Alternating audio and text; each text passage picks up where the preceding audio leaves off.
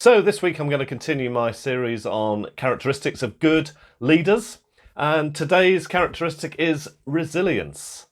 The need for leaders to be resilient people. It's a word that's been talked a lot about during the pandemic. I've seen lots of podcasts with resilience in the title. I've seen courses to help leaders build resilience, but I'm not sure you can build this stuff in a course, can you?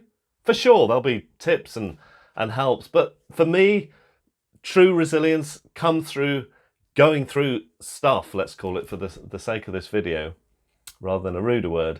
It comes from the hard knocks, the failures, the desperate times, the times when you're weeping on your bed because you don't know what to do. They're the experiences that builds resilience. And for me, any resilience I have built has come through those negative times. They seem like negative times at the time, but they're actually fantastically character building times.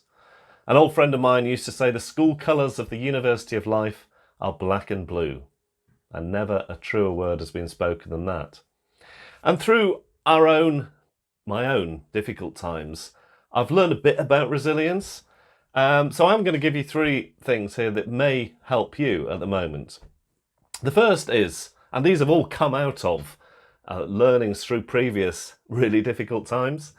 So the first is have a strong sense of purpose. Knowing what you're called to do and having a strong sense of that will carry you through difficult times.